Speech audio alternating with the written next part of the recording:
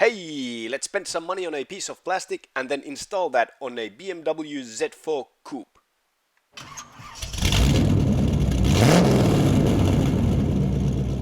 The Z4 front end looks a bit empty without a front lip, so some kind of overpriced piece of plastic was definitely needed. My particular piece of plastic came from Maxton and I think I spent around 170 euros on it. The fitment of the lip is pretty good, but the installation instructions and the hardware that came with the lip did not really make sense to me. So I decided just to wing it.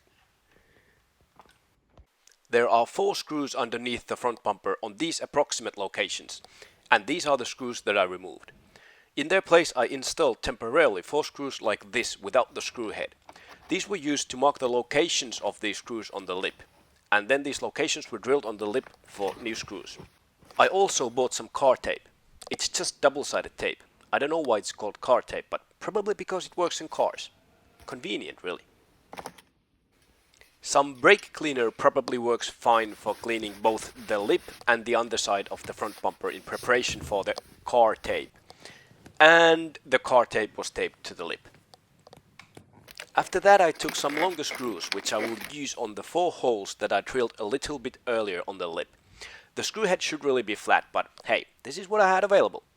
And it's important that the screws are long enough, because that enables the lip to be left kind of hanging here like this, and that makes it easier to position the lip. Once everything looks good, it's time to tighten those 4 screws. The car tape is pressed tightly between the lip and the bumper while these screws are tightened, and that kind of locks the lip in its place.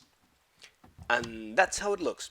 Basically the lip is now installed, but it can't really be left like that, held only by those 4 screws and the double-sided tape.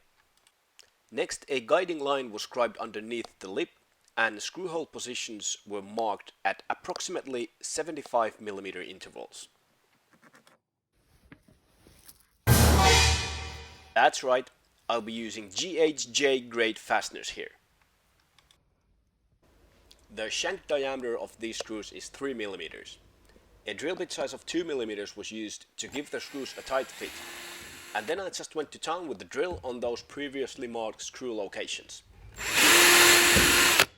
After installing the GHJ grade fasteners, it was time to protect them from the elements, and to protect the car from overspray, I used this plastic sheet with an integrated tape strip. A coat of primer and a couple of coats of black paint later, they are at least somewhat rust-proof. This car doesn't really see winter duty, but it's still nicer this way. And there we have it.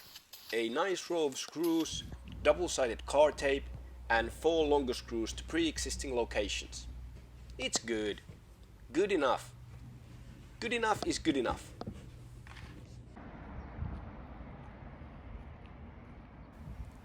Done. Looks so much better. I love overpriced plastic. It's beautiful. It makes life worth living. Thanks for watching.